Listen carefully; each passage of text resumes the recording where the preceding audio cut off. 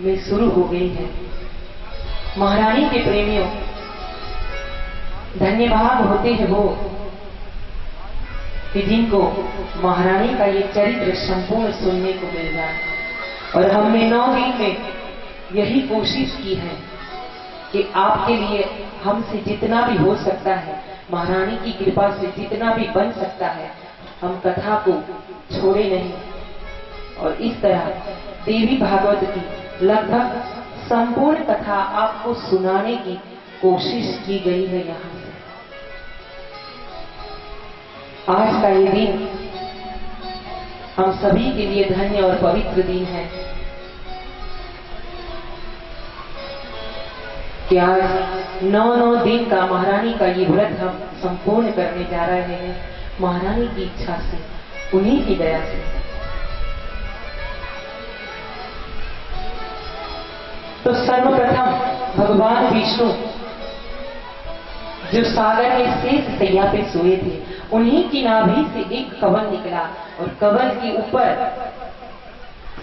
भगवान ब्रह्मा जी ने आसन लगाया।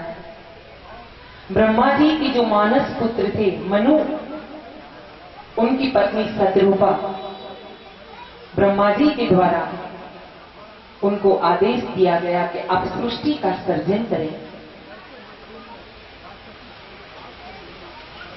जब उनको कहा गया कि आप सृष्टि का सर्जन करें, तो महारानी के प्रेमियों, बिना मां के, बिना शिव और शिवा के सृष्टि का सर्जन ना कभी हुआ ना हो सकता है। और मनु जी ये बात को जानते थे और इस कारण उन्होंने महारानी का जगन जगाया, आराधना की, तप किया। सागर के किनारे पर उन्होंने अपनी पत्नी के साथ, सतरूपा के साथ कठोर तप किया है। वहां मिट्टी की एक मूर्त बनाई है मां गौरा की, मां दुर्गा की, और वहां पे महारानी जी का पूजन शुरू किया है।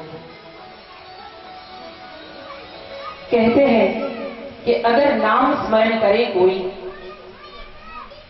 तो नाम स्मरण में इतना प्रभाव है कि फिर उसे कुछ भी करने की जरूरत नहीं पड़ती।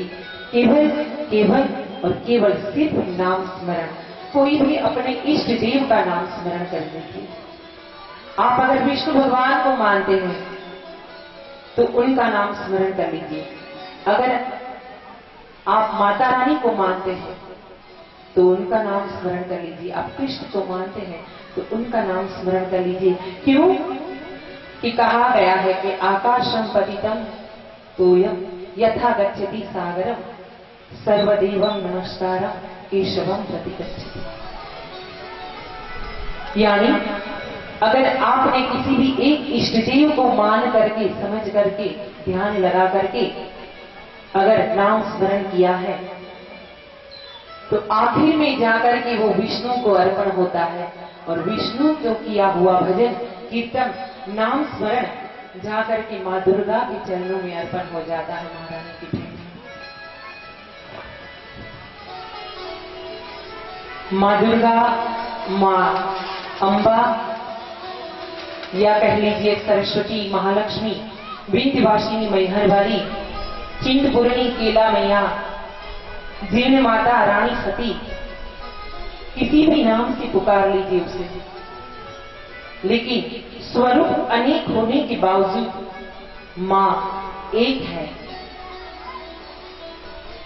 और आखिर में शिव और शिवा एक रूप है।